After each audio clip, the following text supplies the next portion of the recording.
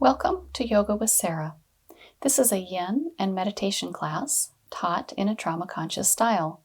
The emphasis is on sensation and introspection, not perfect poses. This class was taught and recorded live and has been edited for clarity, privacy, and length. It is part of a 10 series of yoga classes. Enjoy! Welcome, everybody. Nice to see you all. This is Yin Yoga and Meditation Session 8. We need either a belt or a TheraBand, possibly a couple blocks, blankets, Shavasana comfort items. Anything you need for sitting up for meditation. So, folded blankets or a cushion or something like that. You could start on the strip for arch and flatten, arch and curl, but I wasn't going to cue it, but you could do it. I wanted to start just integrating the mudras that we've been learning in these previous 7 weeks. We've kind of practiced a new mudra each time. And so tonight my plan, aside for regular yin postures, is to try a couple different mudras and see energetically, what do we feel? And what's going on when we hold our hands in these certain ways. I've also had a request for some jaw work, so I will accommodate that in this class as well. Okay, so last week we did Uttara Bodhi Mudra to start. And if you remember, it was fingers interlaced and then index fingers pointed and thumb tips touching. And then we had some options on how do we settle our hands then. Do we let the hands point fingers down, out, or all the way rotated in? So try a few of these and we'll just take a few breaths. And just like last week, I'm feeling like this inward position is really nice for me. Or maybe I did this, I can't remember, but this feels good tonight. So just experiment with where this mudra feels right in your body. And then settle yourself in for a little bit of practice of meditation. Meditation being defined as complete absorption in the moment. Okay?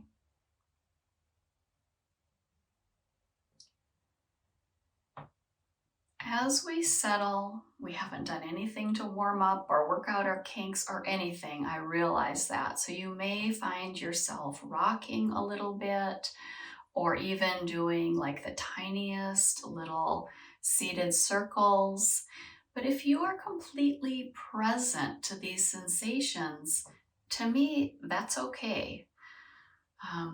Your discernment on if you feel settled and present in the moment is what I'm looking for.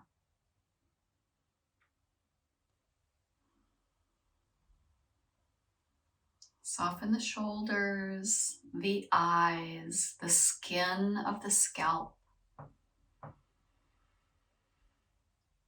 Next time you inhale, let it be deep and then sigh it out.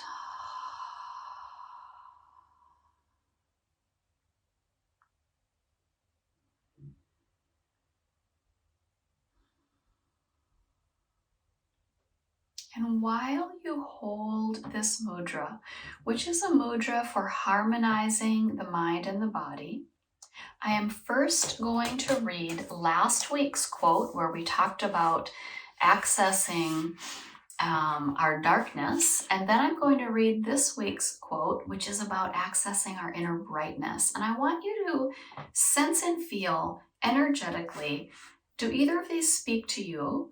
And does the mudra do anything to, sort of as a conduit for this energy of the words? I kept running away from my darkness until I understood that in it I would find my freedom. So talking about the shadow, the things that we hide from ourselves, and then discovering that. Holding your mudra just a bit longer, and then seeing how this quote feels.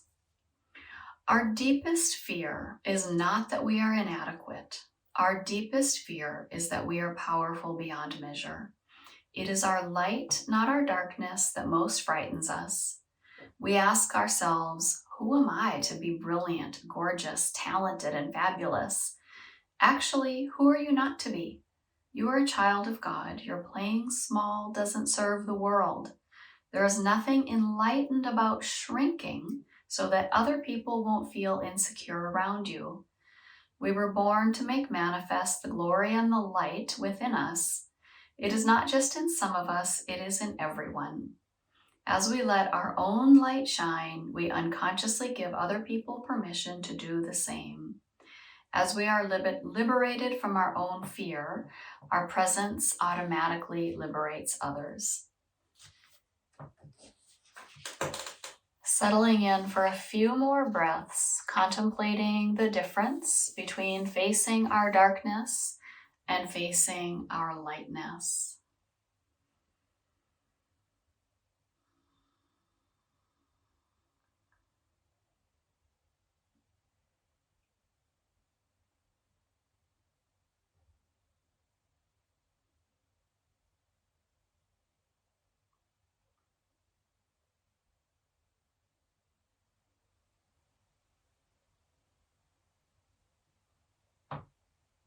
And when you feel complete, gently release your hands. You might want to roll out the wrists a little bit.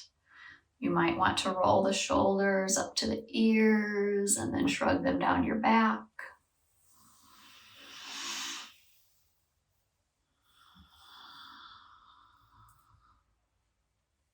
And then we're going to make our way down to the floor.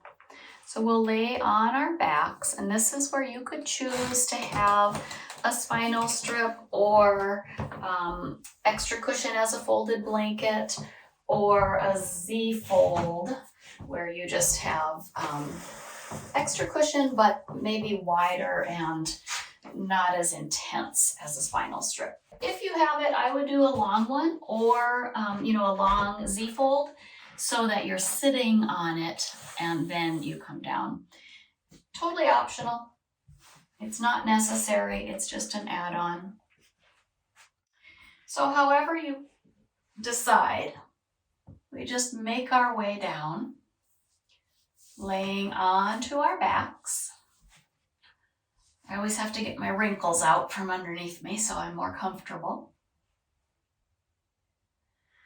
Now, because I laid on my spinal strip, I feel like I can't really stretch my arms and legs out because I feel tippy. But if you want to stretch your arms and legs out, or if you're on your spinal strip and you feel tippy, you could maybe just do your arms. But let's give ourselves a full body stretch.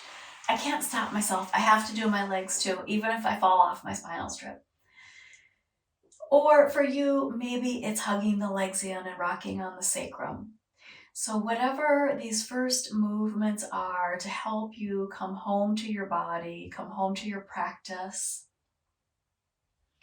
just let your body move spontaneously.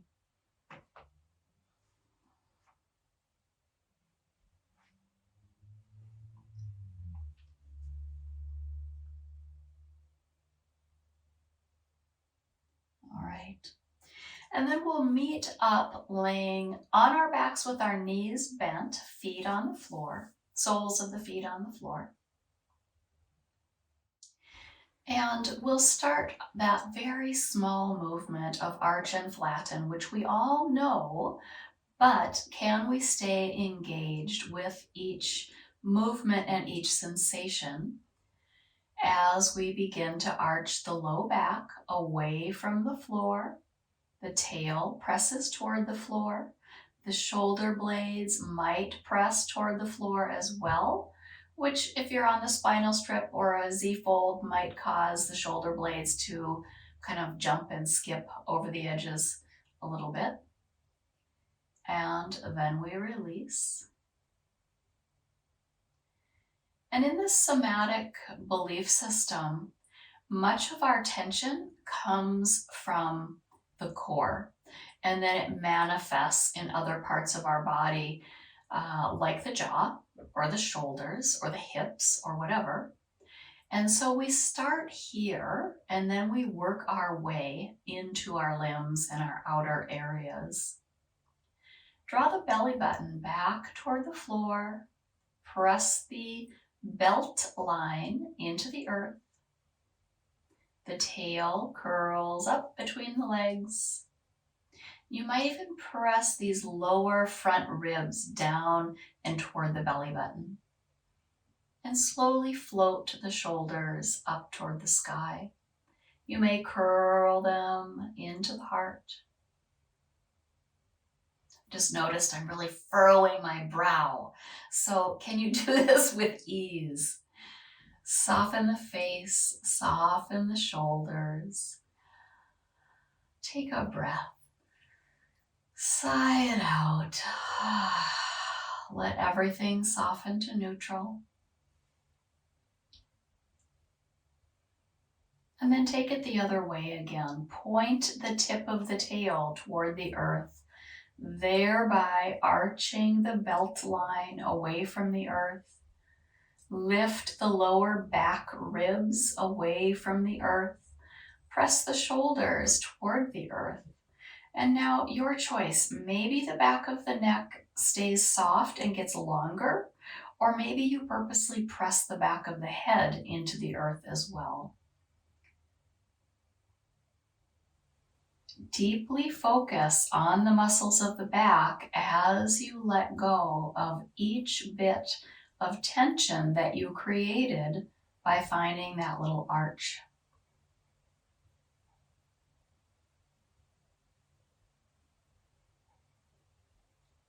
If you want to take the curl a little bit deeper, you could bring hands behind the head to support the weight of the head for this second one.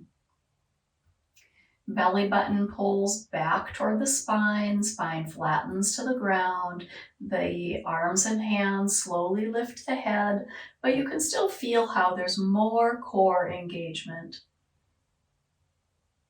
And then imagine your muscles sort of like a TheraBand that you're stretching out as you lay yourself back down. Letting the belly muscles lengthen back to neutral. Laying all the way down. If you have been on a spinal strip, let's just roll off of that, set it aside, because we're going to do diagonal, which will lead into twisting. And if you're on it, you're going to fall over. Okay. Press into the back of the right, and you can bring your fingertips, like your right fingers to your right shoulder, left fingers to your left hip. Press into the back of your right shoulder and the back of the left hip, causing a diagonal arch from right shoulder to left hip. You might look slowly to the right and lightly press your head into the earth. Feel how this activates the muscles in the back of the neck and the right side of the neck, so related to the jaw. And slowly soften that arch. Roll the head back to center. Take these 2 points, right shoulder and left hip, toward each other in the front line, so sort of toward the belly button. Curl them into each other and let the head turn as it will. Maybe it doesn't turn at all, maybe it turns left, or maybe it turns right again. I thought I wanted mine to turn left, but suddenly it wanted to go right again. So honor what the body is saying. And then slowly release, feeling each muscle soften.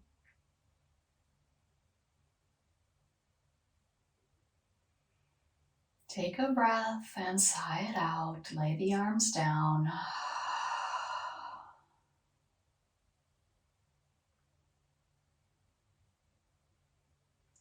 Switch which hands were where. So now right fingers to right hip, left fingers to left shoulder. Press into the floor in the right hip so the back of the hip gets heavier and pressing into the earth. The back of the left shoulder presses deeper into the earth. You allow a diagonal arch in the front line of the body and the back line, obviously. And then let the head turn slowly left. You might press the head into the earth a little heavier to feel that activation of the left back side of the neck muscles. Or on this side, I'm noticing that I want to tuck my chin into my shoulder a little bit. Keep the right shoulder soft. Take a breath. Focus on the muscular release and soften everything back to neutral.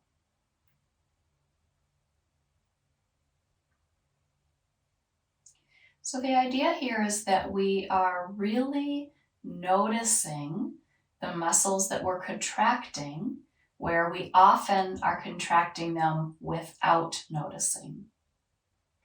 Now, right hip, left shoulder, both float toward the sky, and then they squeeze in toward the belly button. And again, what does the head want to do? Does it roll right? Does it stay center? Does it roll left?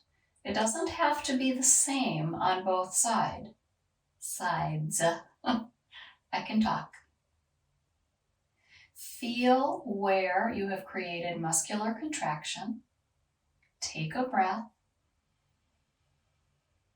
Soften the body and the breath.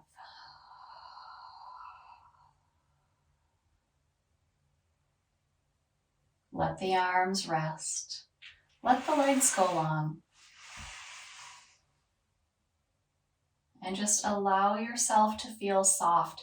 If sending the legs long doesn't create relaxation, if it creates tension in your low back, then you don't have to send them long. You can keep them bent.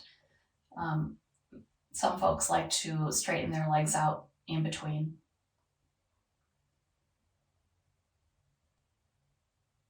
We're going to get into the jaw just a little bit more now. And your choice, you can lay with legs straight if this is still comfortable for you, or you can bend the knees again.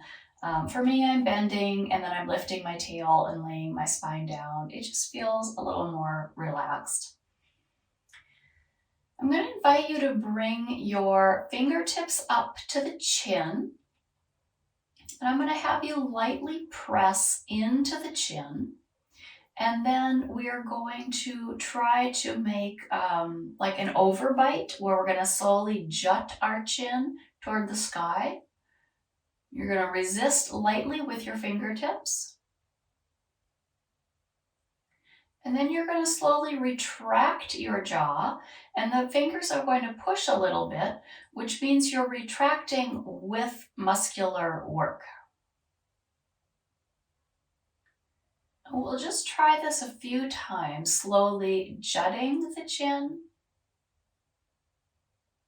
and then slowly retracting the chin. And I invite you to notice if the head wants to move on the jaw versus the jaw moving on the head.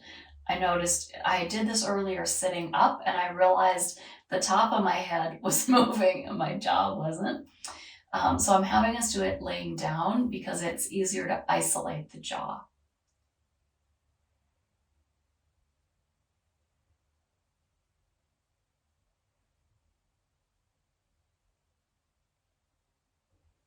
All right, let go of that and just swallow. You might run your tongue over your teeth. Lick your lips.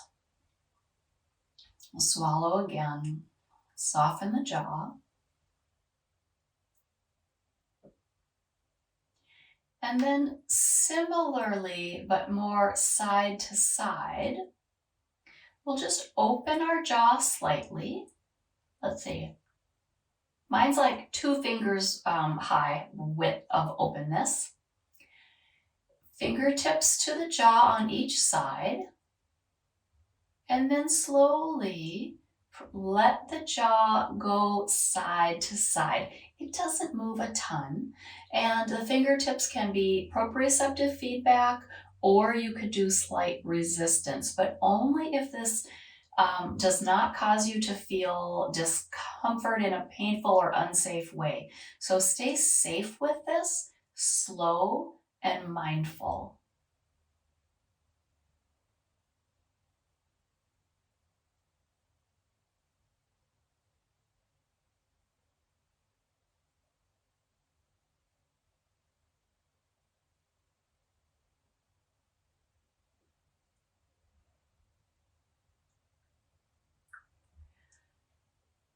If you find that it's not helpful to have the hands, you can let them rest, close your eyes, just bring your mind's eye to your jaw.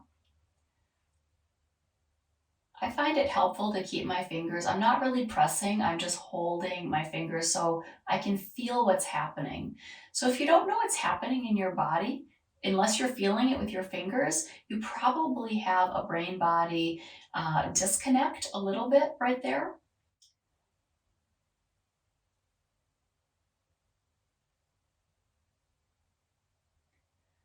And then let that go, or rather, we're going to make it slightly different. So this time we're going to open the jaw and then make a little J hook over to one side and then come back to center and close, and then open it and make a little J hook over to the other side. So I can't describe it and do it because it's just too weird to move your mouth like that. But I'll scoot forward and show it. So if you need to see, then I'll be a little bit closer to the camera.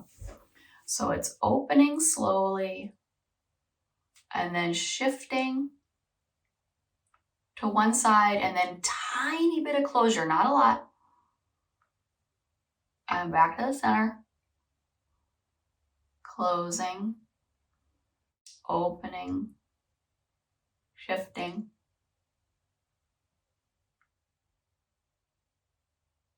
And back. So just, I'm almost like imagining the way a cat's mouth looks with its two little smiley sides, like that, if that helps you at all. I get a cracking sensation on the right side when I do that. So do it carefully and a little bit less if you need to. And just try it a few times on each side. And then you can let go of that. When you get done, give yourself a moment to take a few rounds of a rocking twist and let your head move in this twist as well. So it might be a wringing out washcloth type twist, or it might just be letting the knees, like putting your feet wider and doing windshield wiper knees, and then also letting the head turn.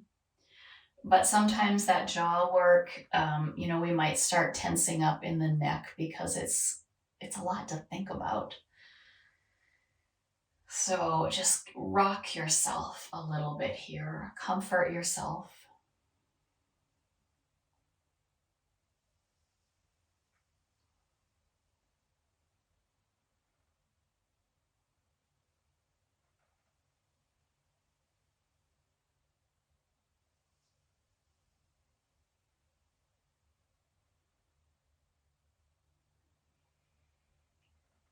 Next time you come back to center, you might pause and hug your knees in and rock on the sacrum a few times.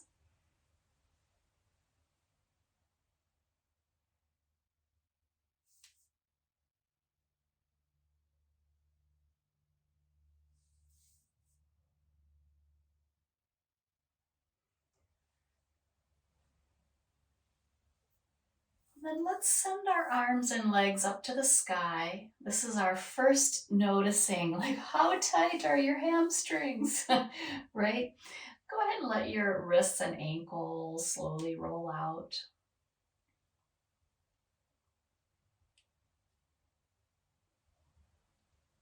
Pull both directions. I'm already feeling like my legs are starting to loosen up on the hamstrings a little bit, and we're going to get deeper into those in a minute here. Let's just gently hold the legs and draw the toes back toward the kneecaps.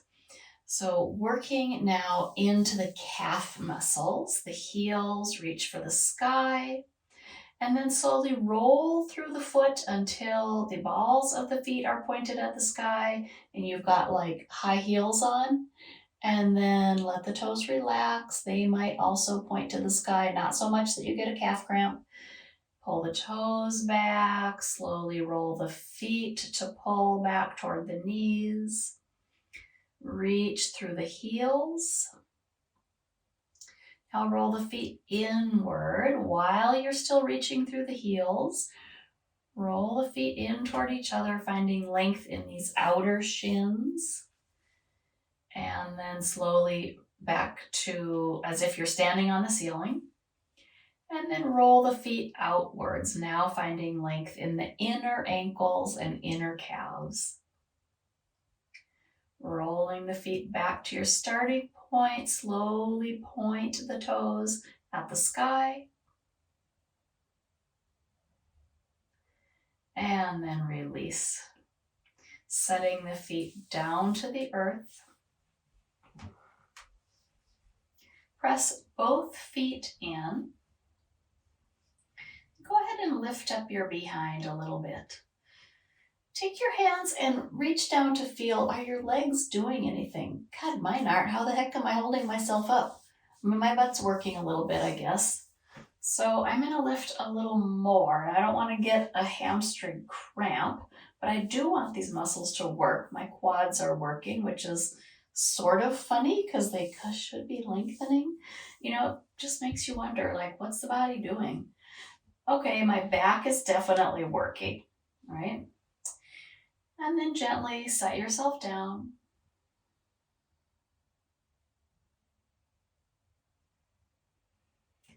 Walk your feet just a tiny bit further away, and then lightly grip with your feet and act like you want to pull your body toward your legs. That's what really just made that hamstring work, if you can feel down into there. And then push with the feet so you scoot your head more toward the head side of your mat. And then pull with your feet. You're just rocking yourself back and forth here, but you're engaging your hamstrings, okay? All right, those are a tiny bit fatigued now, so let's let that go. If you're worried about getting a cramp, you can lay one leg down straight. We're going to send the other one up in the air again with our belt. So you might have a TheraBand, you might have a belt, you might have a scarf, whatever. Go ahead and loop one foot, doesn't matter which one, into your TheraBand belt. I'm going to keep my other leg bent. And then we'll take a few rounds of bending the knee, drawing that leg into the chest, and then sending the leg long again. So when the knee bends, you might notice how much more you feel this right in the belly of the hamstring. So the back of the leg between the knee and where it attaches to the sit bone, right in the middle. That's where I want you to feel this when you have the bent knee and you're sort of drawing the leg in toward you. When you send the leg longer and straighter, you might feel it there, but you might feel it other places too. So I feel it in my calf, and then also kind of where the hamstring attaches at the sit bone. And we don't want to feel it too much right there. Okay. Let the leg go longish. And bring your hands more to the ends of your band and let your elbows rest on the ground. If you have a TheraBand, you might want this to be a little bit tighter, so you might actually be pulling a little bit, like boing, boing, okay? And that's just so your leg doesn't go flying with the next maneuver. So I've got right leg to the sky. I'm going to send my left leg long to the mat. Now, if your left leg is up, obviously opposite for you, Let the right leg slowly circle. Tiny circles at first. See how smooth this can be. This is like, I have to loosen my band because it's so bouncy. I have no control over my leg circle is what it feels like. And so what I'm going for here is not humiliation, but rather bringing the mind and the hip back together. So finding a connection and building better function, because we are going to find some deep hip openers in a little while. And I want your brain and your body to really be working together as a unit.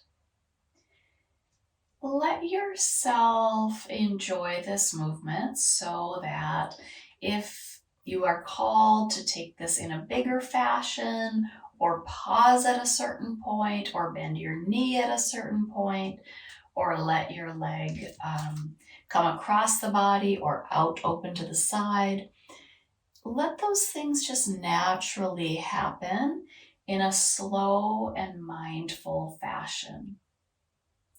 It might also be that you hold still and you breathe. It doesn't have to be movement. If you've been doing the circles, mine have gotten smoother, but I invite you to reverse your direction. And oh, gall, now my hip is dumb again, right? Like it can't do it. But that's okay. It's not dumb. I shouldn't say that. But it's not having a functional connection. Take a bit of time to find this movement. You might even close your eyes and bring your mind's eye into the function of the hip socket. See where you are led to explore now that you have reversed your circles.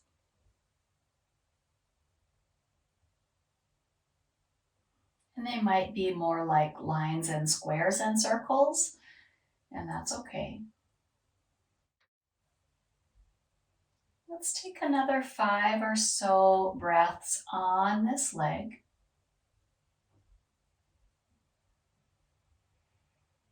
Remembering how to soften the furrow between your eyebrows. Remembering to soften the skin of the scalp.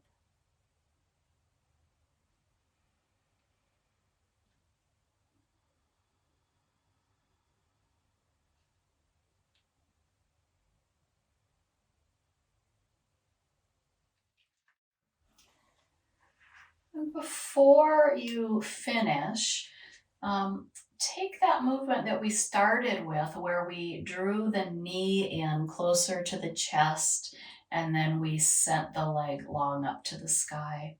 See if there's any difference in your range of motion or your sensation in the hamstring or other parts of the leg. I'm just feeling like I could do this more smoothly. When you are complete on this side, let go of your foot with your belt. Gently set that foot down. Let's sprawl ourselves out for a few breaths. Noticing the sensation in the leg that's been working.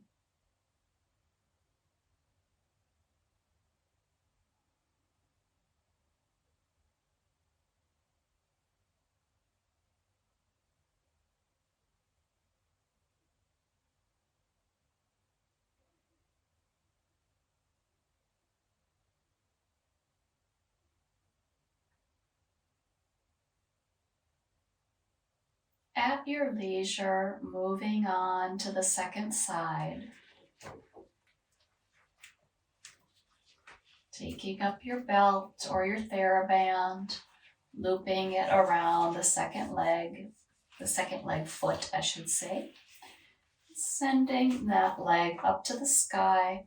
I'm going to bend into my right knee, setting my right foot on the floor as my left leg reaches up to the sky. And we'll just take a few experimental drawing the knee closer so that the left leg or the working leg is quite bent and you're having a lot of sensation in the belly of the hamstring. And then sending that leg a bit higher to the sky, straightening it, feeling where you feel it.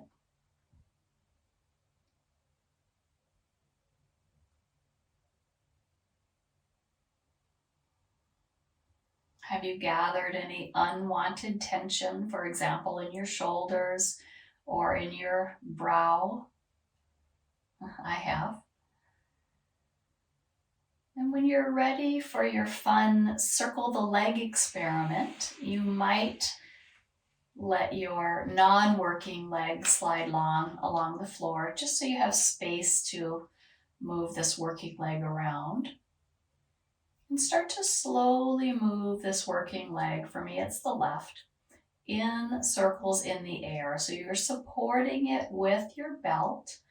If you have the TheraBand, it's kind of nice because you've got this bouncy ability to lengthen it, but it's also makes it harder to control. So you might be having more jigs and jogs in your circle.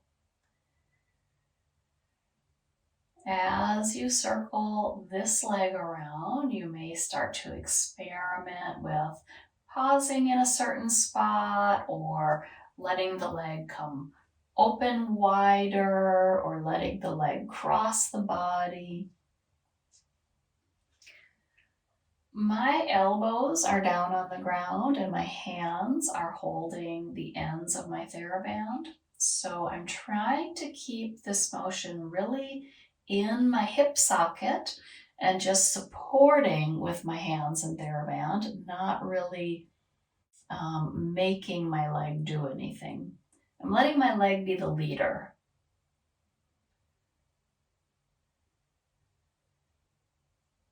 All right, let's reverse the circle direction. And I always notice I find myself wanting to just let my leg go, so swooping all over the place. But sometimes taking it smaller is more effective in bringing the brain and the body back into alignment. It's annoyingly difficult to make this smooth in my body. Take a breath. Sigh it out. Let your mind's eye rest at your hip socket.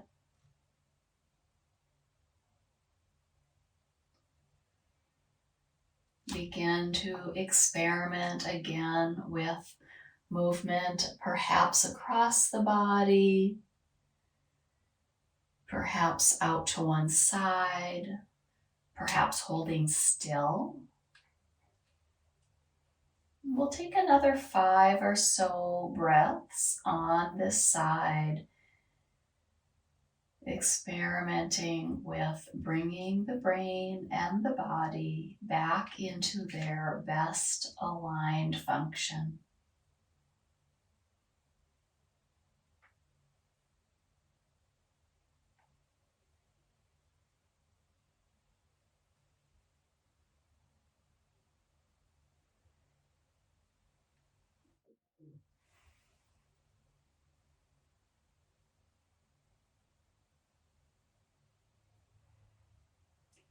And the next time you bring your leg toward upright, pause there and come back to that first step we did where we bent the knee more deeply into the body.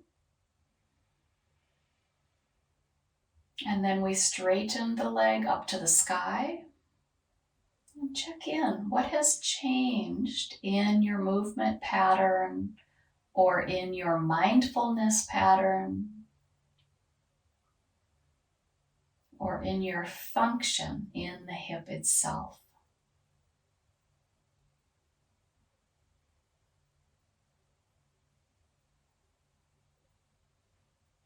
And when you feel complete, Begin to release this movement, letting go of your belt, setting your foot down, and then gliding your leg long, sending arms and legs out, pausing to notice the sensation in the body.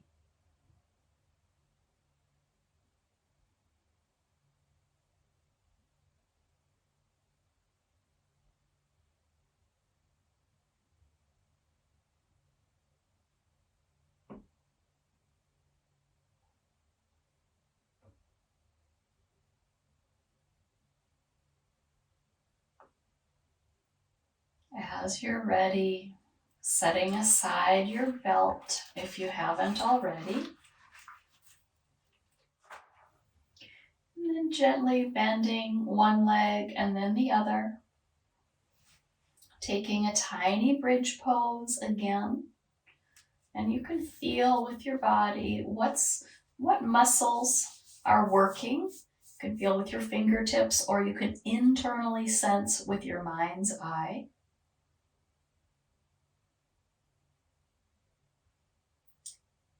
And if you would like to do that practice of V-sitting your way to upright, when you set your butt down, put your hands under your butt, palms down, set your butt on the back of your hands.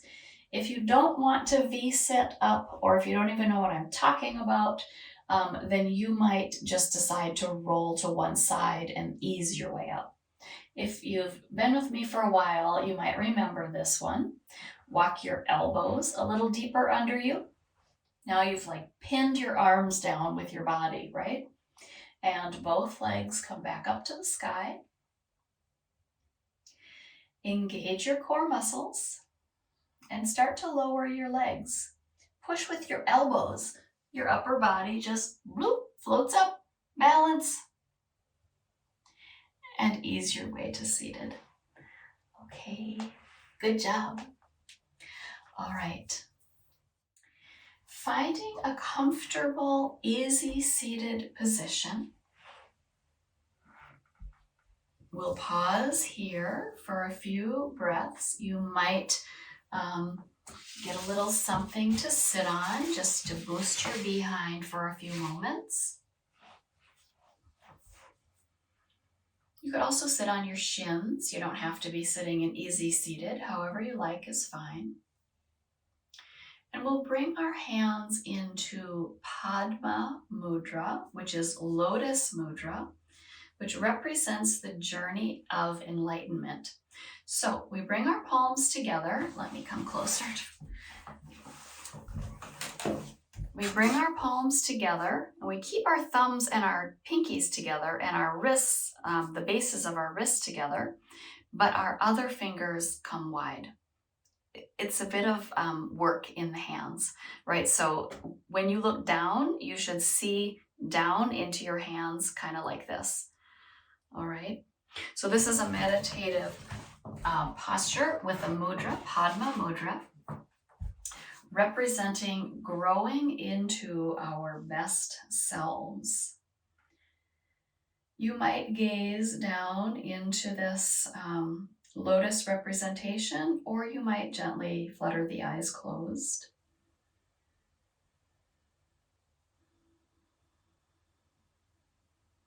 Settle yourself here into your brightness of being.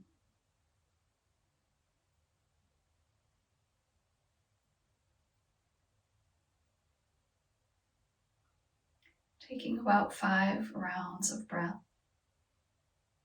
Slowing the breath down.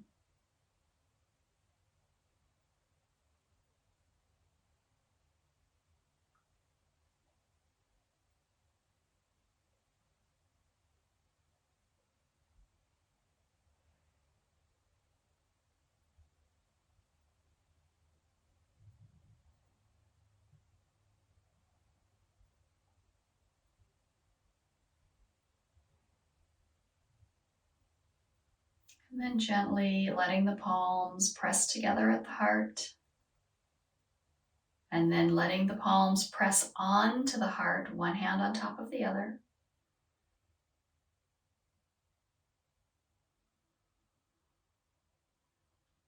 and releasing the hands down. Moving into a hip opener. I'm going to give a whole bunch of options here. Okay, so first of all, some folks are going to want a butt booster. I'm going to get rid of that hard spinal strip and get this nice cushy blanket behind me. This easy seated position, which I'm showing, is perfect, and it might be enough. You might already be noticing opening in the hip, especially if you walk your way forward or you walk your way to one side. That might be enough. Other folks could instead choose fire log pose. And so instead of having the heels in close, you would rather set them out a little further from you and then stack ankle on top of knee and knee on top of ankle. And you can see I've got this big gap, right? So I would definitely need a little something to keep that leg there. That's an option. That's not great for me because I feel like this is really, it's too much for my knee. But some folks, it's comfortable. Like Dave can sit like this. I don't know how. Now, for me, actually, crossing deeper, knee on top of knee, and drawing my feet behind me into shoelace position, this is more comfortable on my knees, and I get a deep opening in my hips. So those are 3 positions you can choose, and it doesn't matter to me which leg's on top. Whichever one's on top is going to be, or in front is going to be more intense. And we're just going to work here in our own sensation. So regardless of where you are, you might decide, yeah, I think I do want a little bit of forward folding, or maybe I want a little bit of twisting. And kind of like the hip circles, we will work into our own bodies through this inner noticing. So I'll show the easy seated again, just in case. So if it's easy seated, it's just one heel in front of the other. The feet are loose. You're not tucked up in crisscross applesauce, okay? It's a looser, easy seated, and then it's walking forward or walking to the side. If you are in fire log or square pose, your shins are aligned with each other. And this is, for me, very intense on the hips. And I don't even think I would forward fold. I would just try to stay upright, and I would brace my legs so I don't hurt my knee. If you are in shoelace, you might have an option. I gotta like wiggle my way into my hips here. You might have an option to come forward a little bit. Shoelace is, in my body, the most intense on both hips at once. The other poses feel like I can concentrate it on one side at a time. Okay.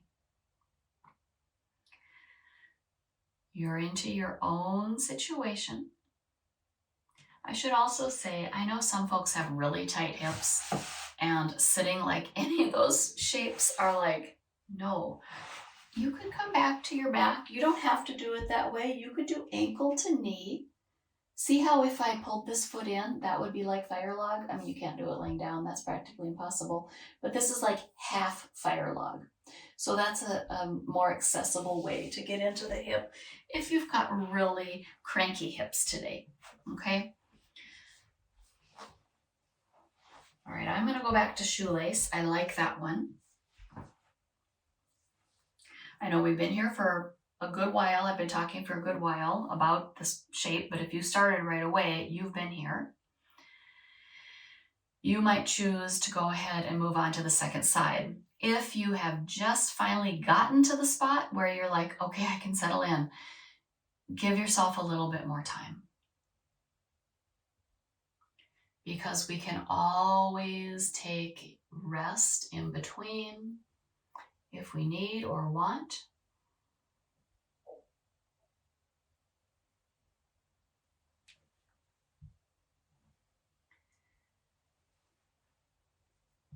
the body can guide you. You don't have to do a pose. You can do sensation. Breathe in. Sigh it out.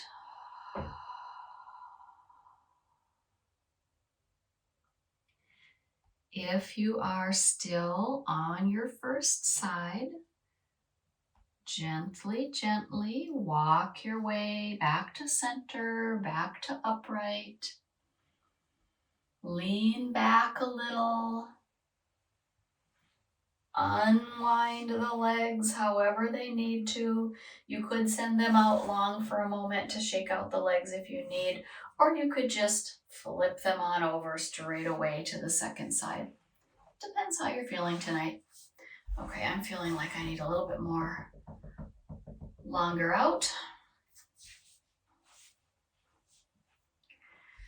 So if you did something on one side and then the other side is like, you don't have to do the same thing. You can choose a different way, but do try to get sensation into both hips. So even if you do a different shape on the second side, just make sure you're not redoing the first side. Okay, well, clearly I did my easy side first because the second side is like, right? So it's okay. Breathe. Bring your brain to that sensation. Sigh it out.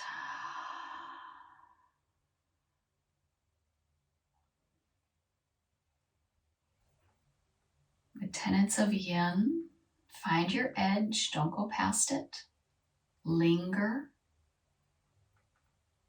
And come out slowly.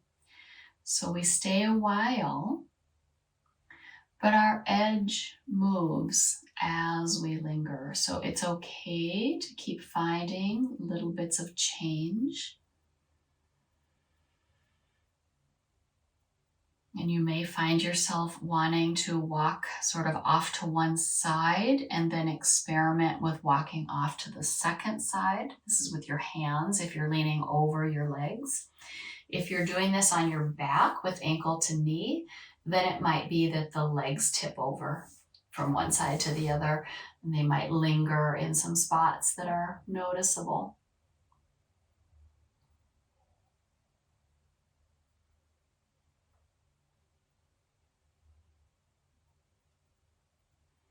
You might even notice that you can kind of like arch your side ribs to get a little more into some spaces in the hips.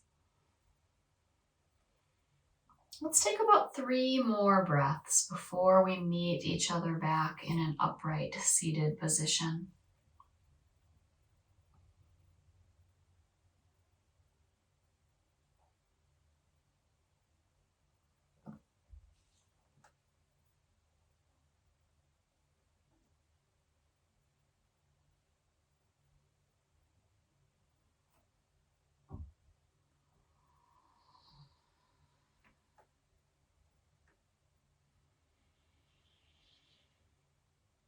Sigh out your breath. Ease your body out of this shape somehow. Maybe by rocking back, unwinding the legs. Gentle, gentle. Let's roll over to our hands and knees. If you have been laying on your back, roll to one side first and just take a little break on that side before you roll on over to your hands and knees. Let your body find a bit of movement, looking up, tail lifts up, and then rounding the spine, tucking the head and tail. You might shake the head out a little bit here. Just taking this back and forth a few times. Maybe even moving side to side like a barrel roll. instead of a cat-cow, or it's a barrel roll cat-cow. Or Miriam, some of you might know her, calls it marauding bear, which makes me laugh. But let's be more gentle than a marauding bear.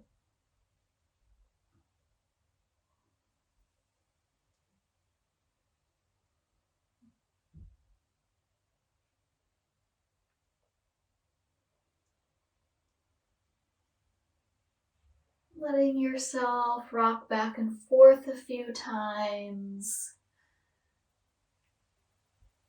Finding movement in the shoulders and the hips.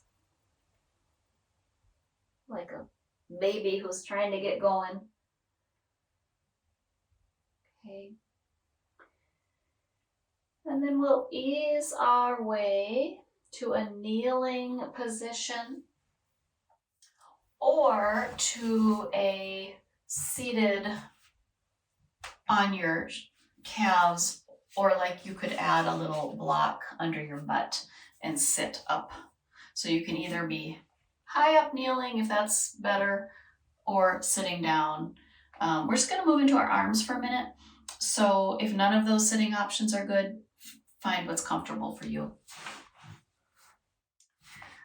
Moving into our final mudra, Ganesha mudra. This is where we have our hands palms together, and then you slide them along and hook the fingers till you've got them pulling against each other, okay? So the remover of obstacles, and this is quite strengthening. You can feel it in your back. Let's take 3 breaths on this side.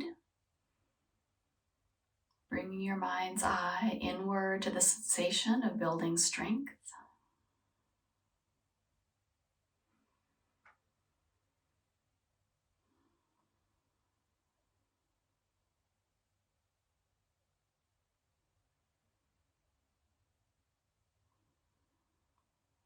Gently release, turn your hands over, hook them again. Same thing on this side.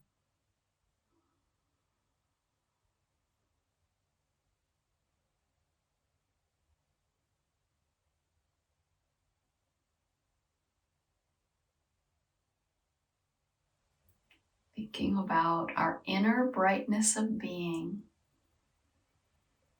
How strong are you?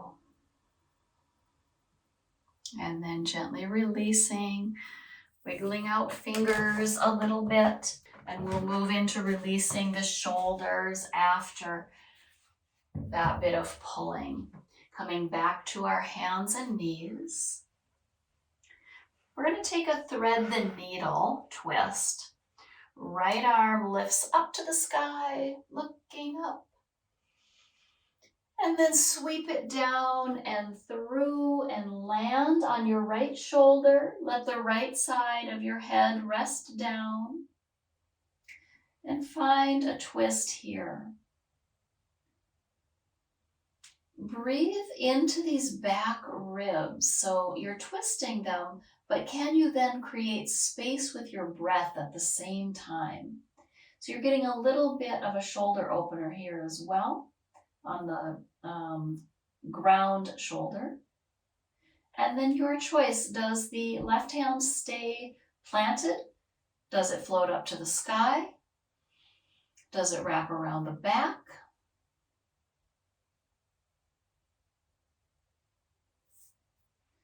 Does it rest at the waist?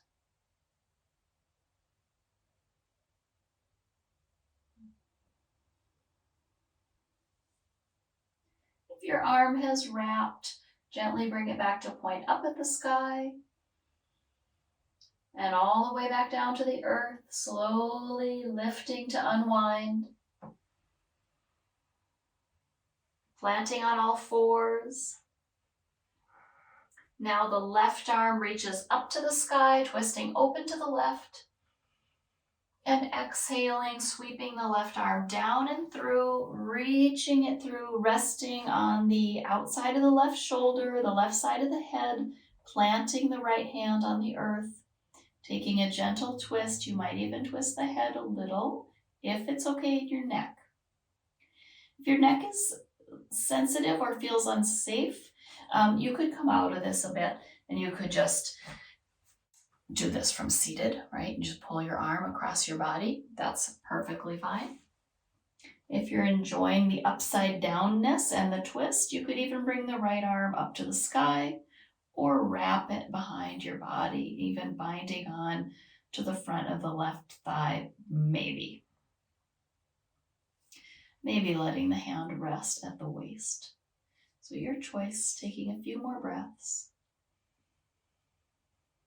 Breathe into these lower back ribs. Try to create space in your twist. If your arm wrapped behind you, float it back up to the sky. And we all bring our right hand back down to the earth. Gently unwind.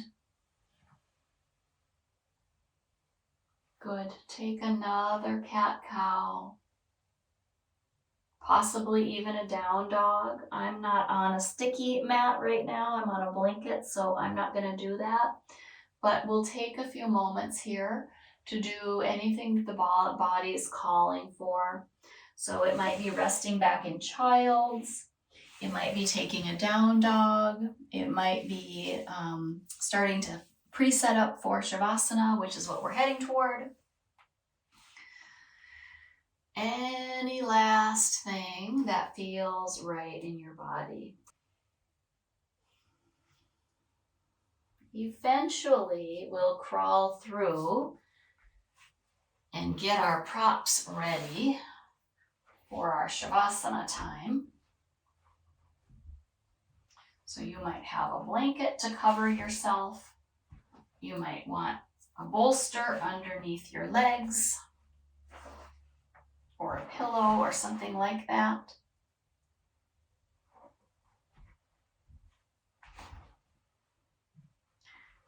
And eventually we'll all meet up back down on the ground.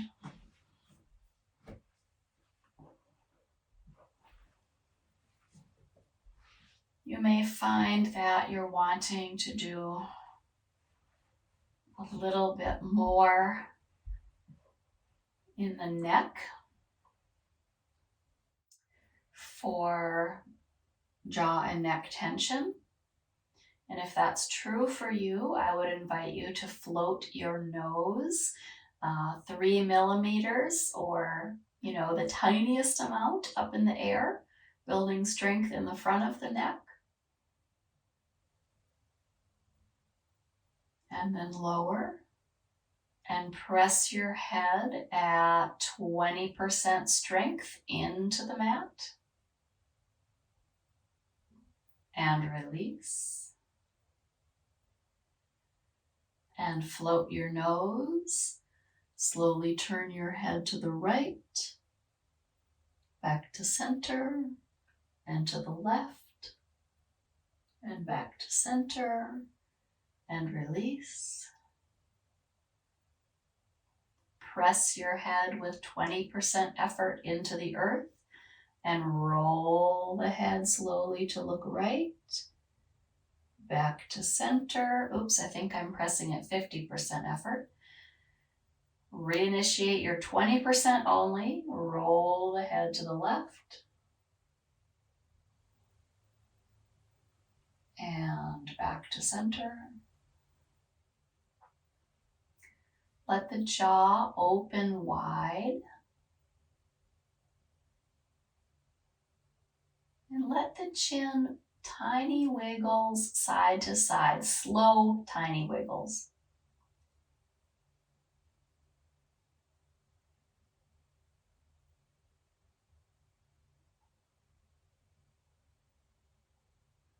And maybe even a little bit bigger of a movement.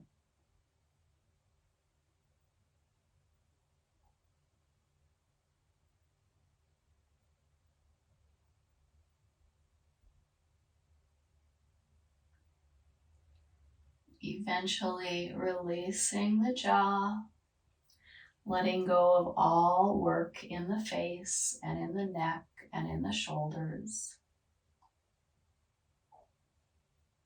You might lick the lips and run the tongue over the teeth again.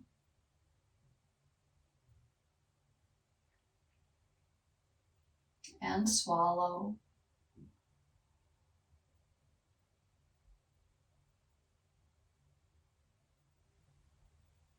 And let yourself settle here again, softening the mind, softening the skin.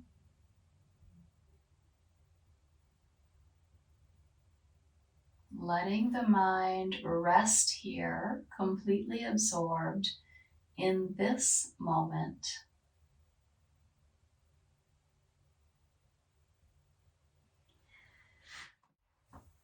And I'll read just the beginning part of our quote again to settle us in. Our deepest fear is not that we are inadequate. Our deepest fear is that we are powerful beyond measure. It is our light, not our darkness, that most frightens us. But there's nothing enlightened about shrinking so other people won't feel insecure around you. As we let our own light shine, we unconsciously give other people permission to do the same. As we are liberated from our own fear, our presence automatically liberates others.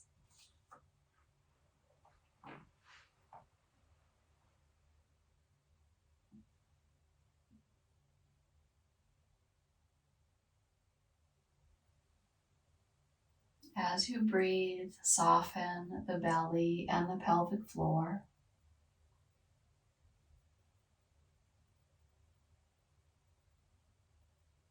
Soften the chest and shoulders.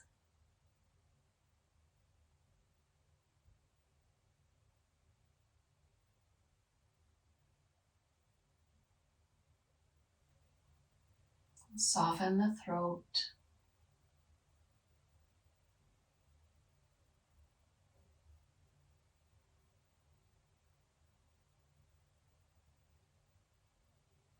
Soften the mouth and the jaw.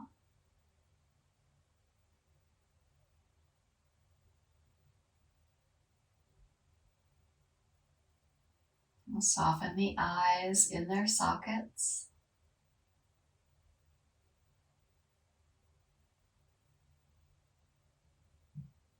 Soften the skin of the face and the scalp.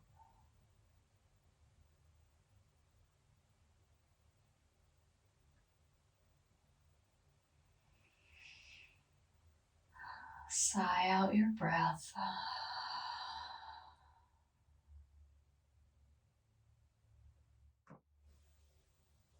And settle into this moment.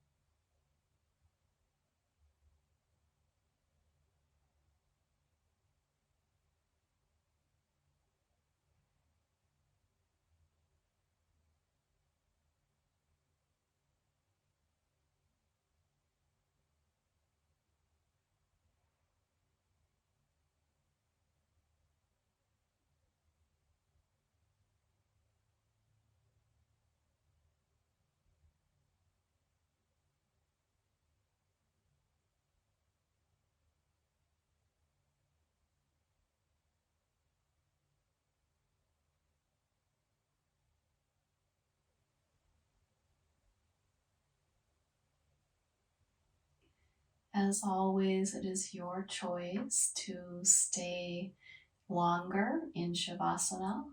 This is the loveliness of a home practice. Or you can begin to make your way toward a seated position. whichever you choose. If you're moving, just move slow, gentle, and mindful. Remembering to take care with the body by rolling to one side first.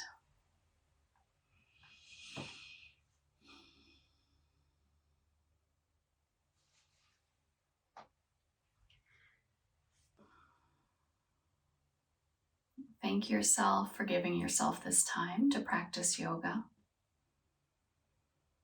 Thank yourself for this dedication that you have to the health of your mind, body, and spirit. May we all be filled with peace and ease and brightness of being, and bring this out with us into the world. Namaste.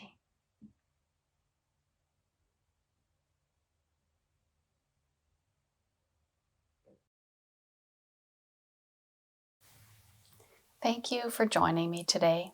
If you found this practice useful or enjoyable, please consider giving this video a thumbs up and subscribing to this channel. Thank you. I'll see you next time on Yoga with Sara.